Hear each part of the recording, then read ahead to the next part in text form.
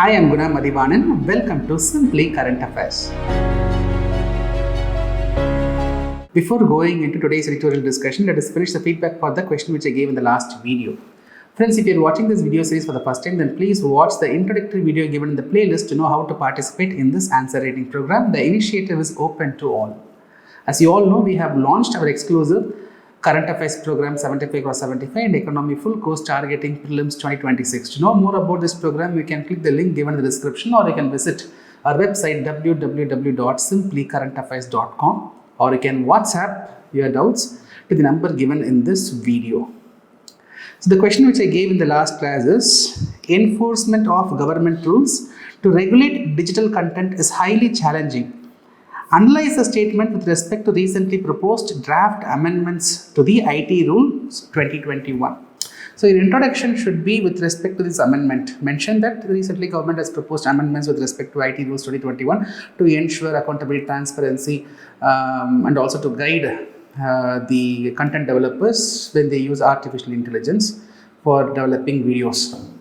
Okay, so you can start with that, and you can next line you can highlight you can mention some of the rules introduced in this amendment, or you can simply say, but however, this amendment comes up with a lot of challenges in enforcing it effectively because of the following reasons. You can highlight one reason. So while highlighting the reasons also, you try to mention about the proposals given in the amendment. In the amendment, they mentioned about 10% labeling. So what is the challenge in that? Like that, try to don't be generic. So while evaluating, we noticed that many students were giving content either with respect to this IT rules only, or it was too general. We have to link. You have to link. Linking is what is more important. Okay. So we have then finally, after highlighting the challenges, you can give the conclusion. Way forward we can do, what we can do. Way forward 2-3 points you can do. Then you conclude. All right. So we have taken Ranjit's answer. So look at the Ranjit's introduction. In the recently proposed draft amendment to the IT rules, there's a move to regulate the synthetic content, that is algorithm generated content which looks authentic. So you have brought in the IT rules in the introduction only.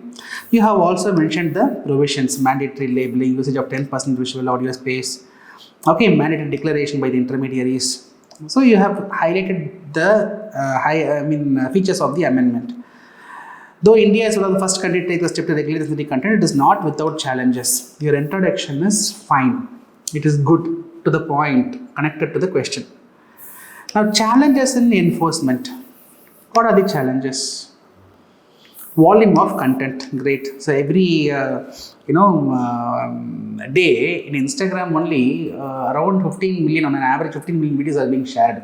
It is one data says that altogether all social media platforms, the videos generated comes around 100 million. So is it practically possible to scan through? Volume of content is very high. Right, enforcement before innovation. So practically going through all the videos is not possible. So we have to come up with an automated detected tools, but coming up with that itself is challenging. Without coming with that, enforcing the law is going to be a nightmare, a governance nightmare. Okay, so yes, that point is fine. Then you have given the weak link. Look at this 10% rule. Right, the 10% rule, 10% of the screen space has to be devoted to mention that this is synthetic content that can be cropped or audio can be edited. Right, then what about the videos which are shared offline? So these are problems. And dilemma is another challenge, because this AI today, it is helping the educators to create videos which will be very helpful to make the understanding more proper and clear. So now, in the name of rules and regulation, this should not hinder, this should not stifle innovation and creativity. Fine.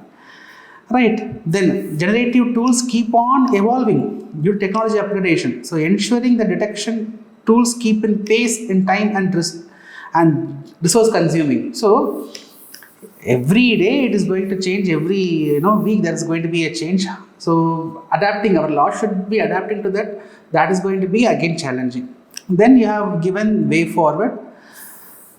So 3 points you have mentioned, that is broad-based consultation, make the definition more clear and empower the citizen. Great. Then finally conclusion. So these are steps in right direction, but however, if it is not properly enforced, this could lead to large menace in the future. Very good answer. Very nothing to comment much. You have done a decent attempt. You have also mentioned how much time you have taken. Okay, so roughly 10 minutes you have taken. It's okay. It's okay. Initially, when you write, don't be more particular on the timing.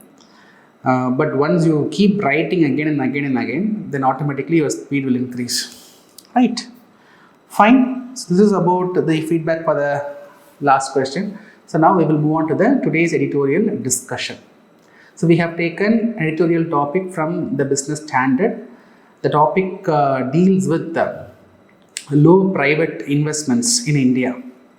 See, India is the fourth largest economy. India is the fastest growing economy, no doubt in that.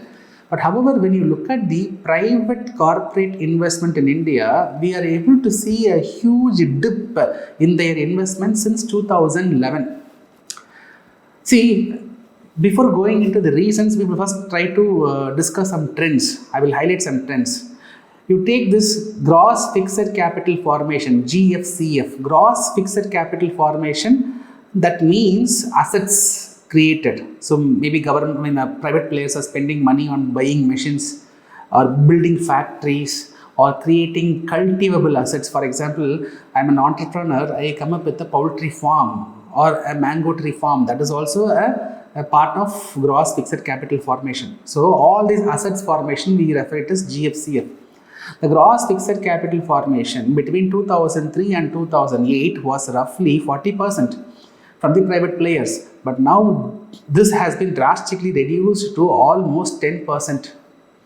Alright, again the reasons are many that we will discuss in a short while from now.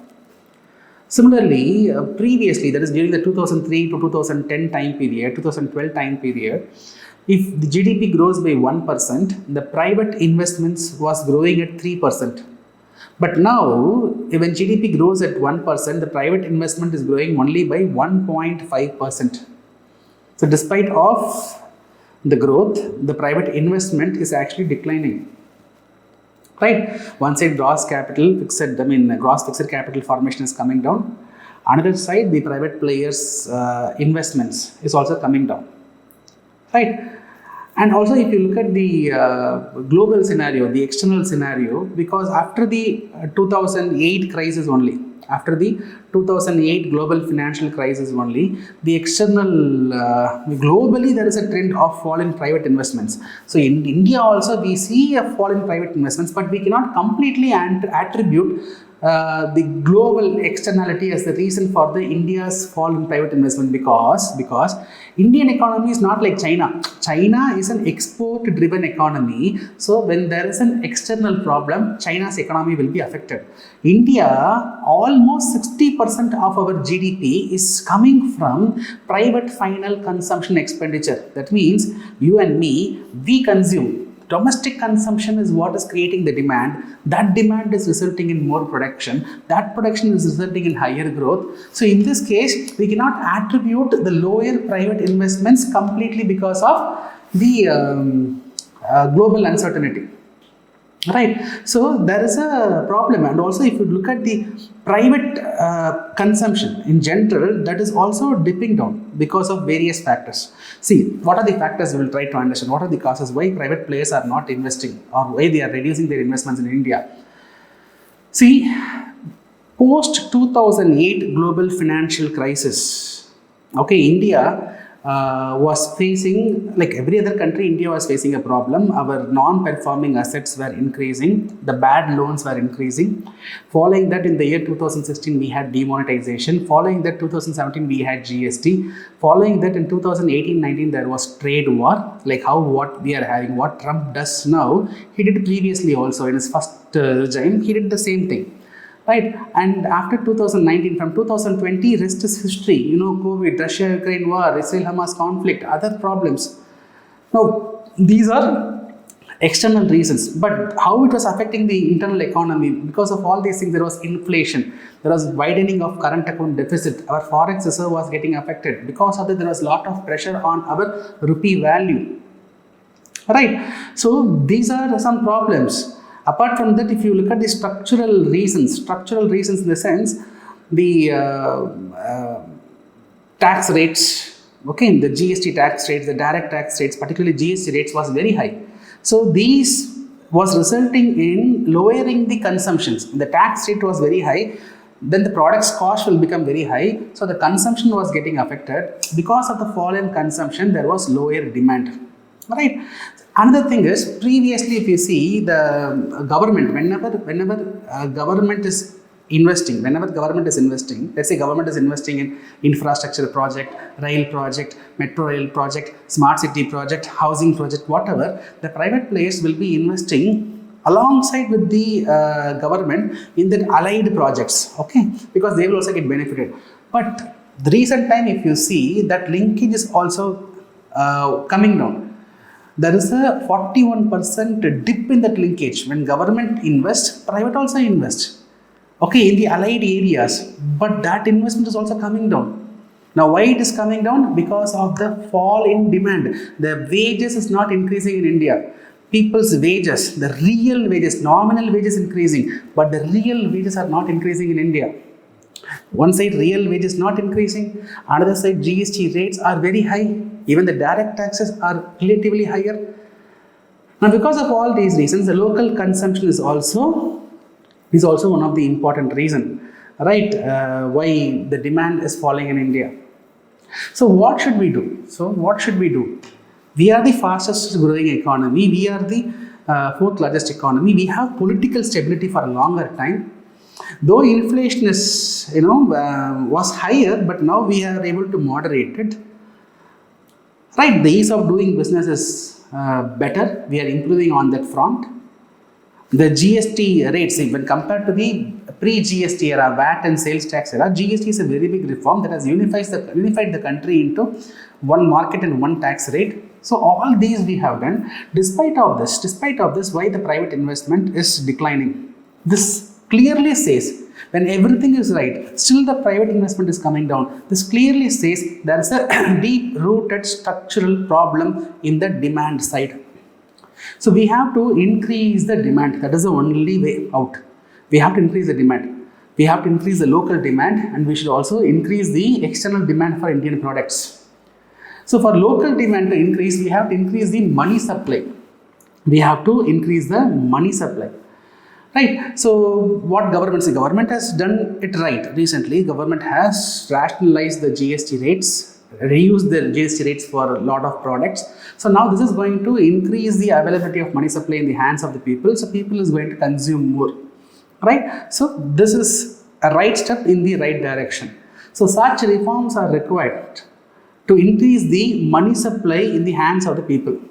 Similarly, government should take efforts, make use of our diplomatic relations, soft power, etc., to ensure that we are able to come up with more number of free trade agreements.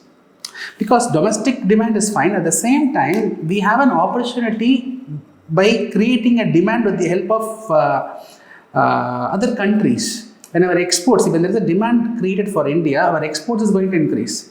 As export increases, that is also going to create more activity in the country. Private investment will also increase. So one side improve domestic consumption, another side create a demand from the other countries also, for which come up with more number of trade agreements with other countries. Right. Then incentivize the private players, like how we have production linked incentive scheme, like that you incentivize the private players to come and set up their base in India, provide more incentives, right? So more advantages to ensure they are coming and setting up their base in India. Right. See, we have an ambitious target of achieving a developed economy status by 2047. With the current state of private investment, our economy will stagnate. Right. So if you feel that this much of achievement is sufficient, if you want to feel complacent, let's not do anything, let's continue with this. See, government one side is increasing the capital expenditure like anything. Government is spending more than 11 lakh crores in capital expenditure. So they are increasing every year after year, the government's capital expenditure is increasing. But correspondingly, the capital investment should also increase. Only with government, we cannot achieve that Viksit Bharat status and all. So if you feel that this achievement is sufficient. If you want to become a stagnant economy, okay, let's continue with this trend. But if you want to reach the Viksit Bharat, if you want to reach the developed economy status, we have to unleash the animal spirit of Indian corporate, for which we have to revive the lost demand in the country. This is what is the article all about, right? So I have used a lot of economy terminologies. See, I cannot explain every term in the editorial video, but I will try to explain that in the economy explained section. Okay, so right, but these terms are not so difficult also. But anyhow, I'm letting you know. Fine. So now, based on the discussion, I will give you a question. Persistently, low private investment remains a major concern in India's economic growth trajectory. Examine the key factors responsible for this trend and its implications for sustainable growth. 10-marker question, write for 150 words. So once you upload the answer, so you have to send the answer to UPSC with gunasir@gmail.com. So once you send the answer, please leave a comment in the video that you have sent to the email. Right friends, I hope you are feeling empowered with all the value addition which we provide. So recently also I shared my 75x75 class 1 demo video. Please go through that video. I have covered 12 topics in that. It will be very, very useful. I will see you tomorrow with another interesting, exciting editorial topic. Till then, bye. Take care from Guna Mathivanan.